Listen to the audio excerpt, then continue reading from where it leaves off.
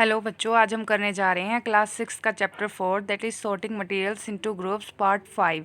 तो बच्चों, हमने अपने पिछले लेक्चर में पढ़ा था कि हम जितने भी ऑब्जेक्ट्स हैं अपने आसपास उनको कुछ प्रॉपर्टीज़ के बेसिस पर अलग अलग करते हैं ताकि अगर हमें प्रॉपर्टी पता होगी किसी भी ऑब्जेक्ट की तभी हम उसको यूज़ कर पाएंगे, अदरवाइज़ हम उसको यूज़ नहीं कर सकते।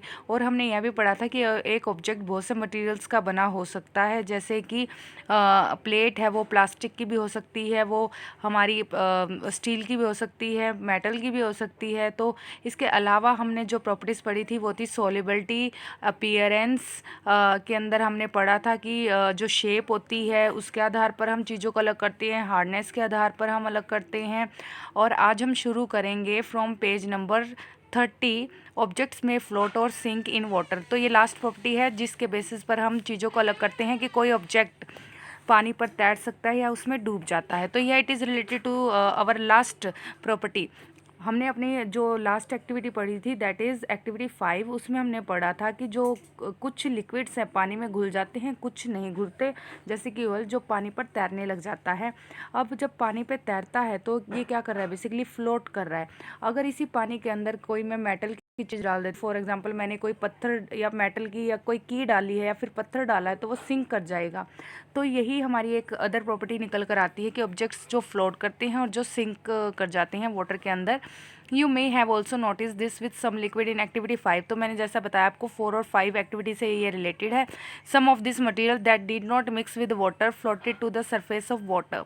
तो मैंने आपको ऑलरेडी बता ही दिया है कि कुछ ऑब्जेक्ट्स पानी पर तैरते हैं, कुछ इसमें सिंक कर जाते हैं, others may have sunk to the bottom of tumbler. We notice many example of objects that float in water और सिंक। और इस तरह से हाँ, बहुत से एग्जाम्पल हैं जो पानी हम दे सकते हैं जो पानी पर तैरते हैं या डूब सकते हैं। Dried leaves follow on the surface of a pond, a stone that you throw into this pond, few drops of honey that you let fall into the glass of water, what happen to all this. तो आप कोई भी example ले सकते हो, जरूरी नहीं कि जो बुक में गिवन है। आप यहाँ पर पहले एक्टिव फिगर 4.6 देखिए, यहाँ पर क्या क्या गिवन है आपको। एक की दिखाई हुई है, कुछ कॉइन्स हैं वो पानी में सिंक कर गई हैं, जबकि जो लीफ है, एक लाइट वेटेड बॉल है या कॉर्क है, कॉर्क मतलब लकड़ी का टुकड़ा, वो पानी पर फ्लोट कर रहे हैं। तो यहाँ पर हमने एक और प्रॉपर्टी देखी कि कोई ऑब्जेक्ट पानी पर फ्लोट करता है या फिर सिंक कर जाता है। तो भुजो would like you to give him 5 example each of object that float and those that sink in water। तो भुजो चाहता है कि आप उनको 5 एग्जाम्पल दो जो पानी पे तैर सकते हैं, जो ऑब्जेक्ट्स और पानी में डूब सकते हैं। तो बच्चों, आप 5 एग्जाम्पल आप खुद भी अपनी नोटबुक में लिखेंगे। What about testing this same material to see if they float or sink in other liquid like oil. तो अब हमने पढ़ना है कि जो ऑब्जेक्ट्स हैं वो अगर हम वाटर की जगह किसी और लिक्विड में डालते हैं तो वो फ्लोट करेंगे या सिंक करेंगे। तो बच्चों, ये एक्टिविटी आप घर पर परफॉर्म करें। एक जो ग्लास है वो ग्लास में आपने पानी लेना है और एक में ऑयल लेना है, और इन्हीं सभी चीज़ों को एक एक करके दोनों ही जो हमारे ग्लासेस है डालकर देखना है कि वो फ्लोट कर रहे हैं या सिंक कर रहे हैं। तो बच्चों, let's start with other property, जो कि ये लास्ट प्रॉपर्टी है, that is transparency. You might have played the game of hide and seek. आपने बहुत बार लुकम छिपी का खेल खेला होगा। Think of some places where you would like to hide so that you are not seen by others. तो बेसिकली आप जब खेल खेलते हो तो उसमें आप उन चीज़ों के पीछे ही छिपना पसंद करते हो जहाँ पर आपको कोई देख नहीं सकता। कभी भी ऐसा बच्चा नहीं होगा जो किसी ट्रांसपेरेंट ऑब्जेक्ट के पीछे छुपेगा, क्योंकि पकड़े जाने का डर है।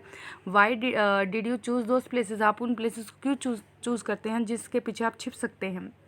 Would you have tried to hide behind a glass window. क्या कोई ग्लास विंडो के पीछे छिपना पसंद करेगा? ऑब्वियसली नॉट, कभी भी नहीं। As your friends can see through the that and spot you. Spot मतलब आपके जो फ्रेंड है वो आपको ढूंढ लेंगे और इससे क्या होगा, आप गेम हार जाएंगे। Can you see through all the materials. क्या आप सभी मटीरियल्स के आर पार देख सकते हैं? Those substances or material through which things can be seen are called transparent. तो फर्स्ट टर्म निकल कर आई है बच्चों कि जिन ऑब्जेक्ट्स के आर पार हम देख सकते हैं या जिनके आर पार लाइट जा सकती है तो उन्हें क्या कहा जाता है, ट्रांसपेरेंट। और अगर हम एग्जांपल देखें तो यहाँ ट्रांसपेरेंट को अंडरलाइन कर लिए। एग्जांपल क्या है, glass, water, air, this some plastics are example of transparent material. तो यहाँ से आपने अंडरलाइन कर लेना है कि ट्रांसपेरेंट मटेरियल्स क्या होते हैं। और ट्रांसपेरेंट क्या होता है, ऐसे ऑब्जेक्ट्स जिनके आर पार देखा जा सकता है उन्हें हम ट्रांसपेरेंट कहते हैं।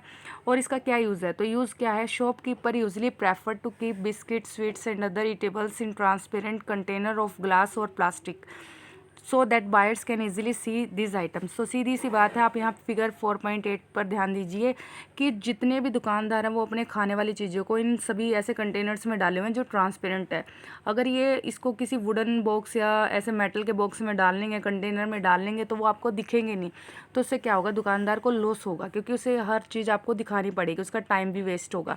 अगर ये ट्रांसपेरेंट ऑब्जेक्ट्स में अपनी चीज़ों को डालता है तो क्या फ़ायदा होगा कि उसका टाइम भी बचत होगी और आपको भी ईजी रहेगा चूज़ करने में। तो on the other hand there are some materials through which you are not able to see. तो यहाँ पे देखो ऑपोजिट टर्म आ गया है, ऐसे भी ऑब्जेक्ट्स हैं जिनके आर पार हम नहीं देख सकते। This materials are called opaque. तो अंडरलाइन कीजिए, इन मटीरियल्स को हम ओपेक मटीरियल्स कहते हैं। You can not tell what is kept in a closed wooden box, cardboard, curtain and metal container. तो सीधी बात है कि आप इनके अंदर रखी चीज़ों को बिल्कुल नहीं बता सकते कि इनके अंदर क्या रखा हुआ है। Wood, cardboard and metals are example of opaque material. तो जो लकड़ी का डिब्बा है या फिर मेटल्स है वो सभी एग्जाम्पल है ओपेक ऑब्जेक्ट्स के। Do we find that we can group all materials and objects without any confusion as either opaque or transparent. अब आप आज के लिए इतना ही होमवर्क है, आप देखिए कि कौन सी चीज़ ट्रांसपेरेंट है, कौन सी चीज़ आपकी ओपेक है, और उसका एक कॉलम बनाकर आप अपनी नोटबुक में लिखिए और उनके एग्जांपल एटलीस्ट 5 एग्जांपल आप अपनी नोटबुक में लिखिए कि 5 ट्रांसपेरेंट एंड 5 ओपेक। तो एक्टिविटी 6 को हम अपने नेक्स्ट लेक्चर में शुरू करेंगे। आज के लिए इतना ही, थैंक यू।